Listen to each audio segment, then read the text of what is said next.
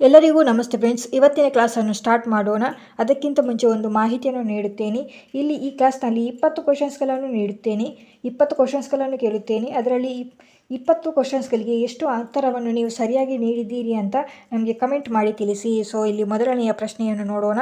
ಮೊದಲನೆಯ ಪ್ರಶ್ನೆಯು ಫ್ಯುಜಿವಾರಾ ಎಫೆಕ್ಟ್ ಯಾವುದಕ್ಕೆ ಸಂಬಂಧಿಸಿದೆ? ಸರಿಯಾದ ಉತ್ತರ ಆಪ್ಷನ್ 1 ಆಗಿರುತ್ತದೆ. ಉಷ್ಣವಲಯದ ಬಿರುಗಾಳಿಗಳ ನಡುವಿನ ಪರಸ್ಪರ ಕ್ರಿಯೆಯನ್ನು ಫ್ಯುಜಿವಾರಾ ಎಫೆಕ್ಟ್ ಎಂದು ಕರೆಯಲಾಗುತ್ತದೆ. ಇದಕ್ಕೆ 1 ಮಾರ್ಕ್ಸ್ ಆಗ್ತದೆ ನೀವು ಸರಿಯಾಗಿ ಉತ್ತರ ನೀಡಿದರೆ ಕಮೆಂಟ್ ಮಾಡಿ ತಿಳಿಸಿ. ಮುಂದಿನ ಪ್ರಶ್ನೆ ನೋಡೋಣ. ಜಿಯೋಸ್ಪೇಷಿಯಲ್ ಇಂಟೆಲಿಜೆನ್ಸ್ ಯಾವುದಕ್ಕೆ ಬಳಸಲಾಗುತ್ತದೆ? ಸರಿಯಾದ ಉತ್ತರ ಯಾವುದಾಗುತ್ತದೆ ಅಂದರೆ 4 ಆಪ್ಷನ್ 4 ಭೌಗೋಳಿಕ ಮಾಹಿತಿಯನ್ನು ಸಂಗ್ರಹಿಸಲು ಜಿಯೋಸ್ಪೇಷಿಯಲ್ ಎಫೆಕ್ಟ್ ಅನ್ನು ಬಳಸಲಾಗುತ್ತದೆ. ಮುಂದಿನ ಪ್ರಶ್ನೆ ನೋಡಿ. ಏನನ್ನು ತಯಾರಿಸಲು ಬಾಸ್ಕೆಟ್ ಅದಿರನ್ನು ಬಳಸಲಾಗುತ್ತದೆ? ಇದರ ಸರಿಯಾದ ಉತ್ತರ ಆಪ್ಷನ್ 2 ಆಗಿರುತ್ತದೆ. ಅಲ್ಯೂಮಿನಿಯಂ ಅನ್ನು ತಯಾರಿಸಲು ಬಾಸ್ಕೆಟ್ ಅದಿರನ್ನು ಬಳಸಲಾಗುತ್ತದೆ. ಮುಂದಿನ ಪ್ರಶ್ನೆ ನೋಡಿ. ಹಸಿರು ಅಮೋನಿಯಾವನ್ನು ಯಾವುದರಿಂದ ತಯಾರಿಸಲಾಗುತ್ತದೆ?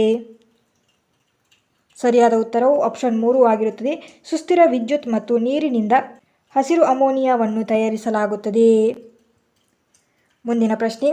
ಭಾರತದಲ್ಲಿ ಪಿಂಕ್ ಬೋಲ್ ವರ್ಮ್ ಈ ಕೆಳಗಿನ ಯಾವ ಬೆಳೆಗಳಿಗೆ ಗಮನಾರ್ಹ ಹಾನಿಯನ್ನುಂಟು ಮಾಡುತ್ತದೆ?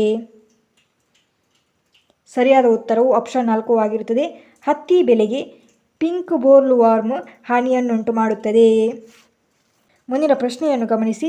ಕೆಳಗಿನ ಯಾವ ಗ್ರಹಗಳ ಗುಂಪುಗಳನ್ನು ನಮ್ಮ ಸೌರವ್ಯೂಹದಲ್ಲಿ ಅನಿಲ ದೈತ್ಯ ಎಂದು ಪರಿಗಣಿಸಲಾಗುತ್ತದೆ? ಆಪ್ಷನ್ ಅನ್ನು ನೋಡಿ. ಇದರ ಸರಿಯಾದ ಉತ್ತರ ಯಾವುದಾಗುತ್ತದೆ ಅಂದರೆ ಆಪ್ಷನ್ 2 ಆಗಿರುತ್ತದೆ. ಆಪ್ಷನ್ 2 ಆಗಿರುತ್ತದೆ. ನೆಪ್ಚೂನ್, ಯುರೇನಸ್, ಶನಿ ಮತ್ತು ಗುರು ಗ್ರಹಗಳು ಸೌರವ್ಯೂಹದ ಅನಿಲ ದೈತ್ಯ ಗ್ರಹಗಳು ಎಂದು ಕರೆಯಲಾಗುತ್ತದೆ. ಈ ಮಾಹಿತಿ ನೆನಪಿಟ್ಟುಕೊಳ್ಳಿ, ಇಂಪಾರ್ಟೆಂಟ್ ಆದ ಮಾಹಿತಿ ಆಗಿರುತ್ತದೆ. ಮುಂದಿನ ಪ್ರಶ್ನೆ ನೋಡಿ.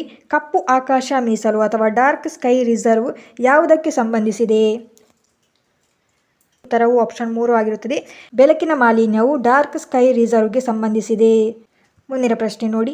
ಕೆಳಗಿನ ಯಾವ ಪ್ರಜಾತಿಗಳನ್ನು ಬಳಸಿಕೊಂಡು ತೈಲ ಸೋರಿಕೆಯನ್ನು ಜೈವಿಕ ಪರಿಹಾರದೊಂದಿಗೆ ಸ್ವಚ್ಛಗೊಳಿಸಲಾಗುವುದು? ಸರಿಯಾದ ಉತ್ತರ ಯಾವುದಾಗುತ್ತದೆ ಅಂತ ನೀವು ಗೊತ್ತಿರಬಹುದು. ಸರಿಯಾದ ಉತ್ತರ ಆಪ್ಷನ್ 4 ಆಗಿರುತ್ತದೆ. ಮೇಲಿನ ಎಲ್ಲವೂ ಸರಿಯಾಗಿರುತ್ತದೆ. 1 ಬ್ಯಾಕ್ಟೀರಿಯಾ, 2 ಆರ್ಕಿಯಾ ಮತ್ತು 3 ಪಾಚಿ. ಇವು 3 ಪ್ರಜಾತಿಗಳನ್ನು ಬಳಸಿಕೊಂಡು ತೈಲ ಸೋರಿಕೆಯನ್ನು ಜೈವಿಕ ಪರಿಹಾರದೊಂದಿಗೆ ಸ್ವಚ್ಛಗೊಳಿಸಲಾಗುತ್ತದೆ. ಮುಂದಿನ ಪ್ರಶ್ನೆ. ಟಿ.ಎಂ. ಕೃಷ್ಣ ಇವರು ಯಾವ ಕ್ಷೇತ್ರದ ಸಾಧಕರಾಗಿರುತ್ತಾರೆ? ಇದರ ಸರಿಯಾದ ಉತ್ತರ ನೀವು ನೀಡಲೇಬೇಕಾಗುತ್ತದೆ. ಯಾಕಂದರೆ ಇವರು ಕರ್ನಾಟಕ ಸಂಗೀತದ ಸಾಧಕರಾಗಿರುತ್ತಾರೆ ಟಿ.ಎಂ. ಕೃಷ್ಣ ಅವರು. ಮುಂದಿನ ಪ್ರಶ್ನೆ ನೋಡಿ. ಕರ್ನಾಟಕ ಕ್ರಿಕೆಟ್ ತಂಡ ಯಾವ ವರ್ಷ ಮೊದಲ ಬಾರಿ ರಣಜಿ ಟ್ರೋಫಿಯನ್ನು ಜಯಿಸಿತು? ಸರಿಯಾದ ಉತ್ತರ ಆಪ್ಷನ್ 4 ಆಗಿರುತ್ತದೆ. 1972ರಲ್ಲಿ ಕರ್ನಾಟಕ ಕ್ರಿಕೆಟ್ ಮೊದಲ ಬಾರಿಗೆ ರಣಜಿ ಟ್ರೋಫಿಯನ್ನು ಜಯಿಸಿತು. ಮುಂದಿನ ಪ್ರಶ್ನೆ ನೋಡಿ. ಪ್ರೋಟೀನ್ಗಳು, ಕಾರ್ಬೋಹೈಡ್ರೇಟ್ಗಳು ಮತ್ತು ಲಿಪಿಡ್ಗಳಂತಹ ಆಹಾರದಲ್ಲಿರುವ ಪೋಷಕಾಂಶಗಳು ಕ್ರಮವಾಗಿ ಪ್ಯಾಂಕ್ರಿಯಾಟಿಕ್ ಜೀರ್ಣಕಾರಿ ಕಿಣ್ವಗಳ ಸಸ್ಯ ಮೂಲಗಳಿವೆ. ಇವುಗಳಲ್ಲಿ ಜೀರ್ಣಕ್ರಿಯೆಯ ಪ್ರಕ್ರಿಯೆಗಳನ್ನು ವರ್ಧಿಸಲು ಪೂರಕಗಳಾಗಿ ಸೂಚಿಸಲಾಗುತ್ತದೆ. ಅದರಲ್ಲಿ ಪ್ರಶ್ನೆ ಏನೆಂದರೆ ಇದರಲ್ಲಿ ಕೆಳಗಿನವುಗಳಲ್ಲಿ ಯಾವ ಹಣ್ಣುಗಳಲ್ಲಿ ಈ ಲಿಪಿಡ್ ಕೊಬ್ಬಿನ ಜೀರ್ಣಕಾರಿ ಕಿಣ್ವಗಳ ಸಮೃದ್ಧ ಮೂಲವಾಗಿದೆ? ಸರಿಯಾದ ಉತ್ತರ ಆಪ್ಷನ್ ಯಾವುದಾಗಿರುತ್ತದೆ ಅಂದರೆ ಆಪ್ಷನ್ 3 ಅವಕಾಡೊ ಆಗಿರುತ್ತದೆ. ಅವಕಾಡೊದಲ್ಲಿ ಲಿಪಿಡ್ ಕಬ್ಬಿನ ಜೀರ್ಣಕಾರಿ ಕಿಣ್ವಗಳು ಇದೆ. ಮುಂದಿನ ಪ್ರಶ್ನೆ ನೋಡಿ. ಭಾರತೀಯ ಸಂವಿಧಾನದಲ್ಲಿ ನಮೂದಿಸಲಾಗಿರುವ ಮೂಲಭೂತ ಹಕ್ಕುಗಳ ರಕ್ಷಕರು ಯಾರು?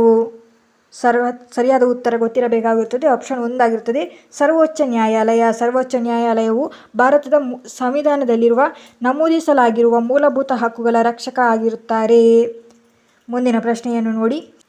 ಭಾರತದ ಸಂವಿಧಾನದ ಈ ಕೆಳಗಿನ ವಿಧಿಯು 14 ವರ್ಷಕ್ಕಿಂತ ಕಡಿಮೆ ವಯಸ್ಸಿನ ಮಕ್ಕಳು ಯಾವುದೇ ಕಾರ್ಖಾನೆ ಅಥವಾ ಗಣಿ ಅಥವಾ ಅಪಾಯಕಾರಿ ಉದ್ಯೋಗದಲ್ಲಿ ತೊಡಗುವಂತಿಲ್ಲ ಎಂದು ತಿಳಿಸಿದೆ.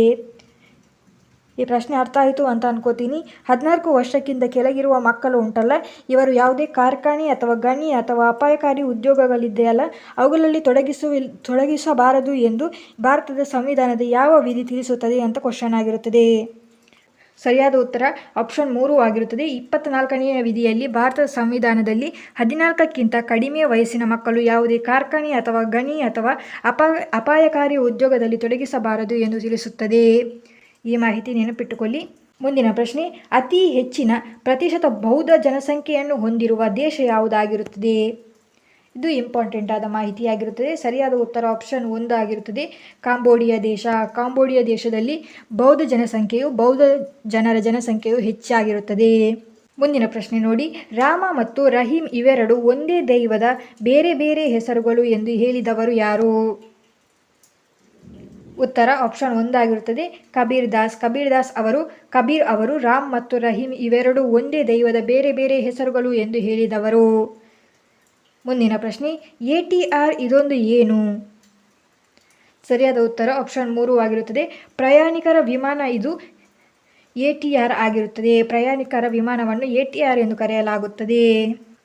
ಮುಂದಿನ ಪ್ರಶ್ನೆ, ನಿಧನರಾದ ಎಂ ಕರೀಮುದ್ದೀನ್ ಯಾವ ಕ್ಷೇತ್ರದಲ್ಲಿ ಸಾಧಕರಾಗಿರುತ್ತಾರೆ? ಆಪ್ಷನ್ ಅನ್ನು ನೋಡಿ, ಕ್ರೀಡೆ, ಸಾಹಿತ್ಯ, ಉದ್ಯಮ ಮತ್ತು ಶಿಲ್ಪಕಲೆ.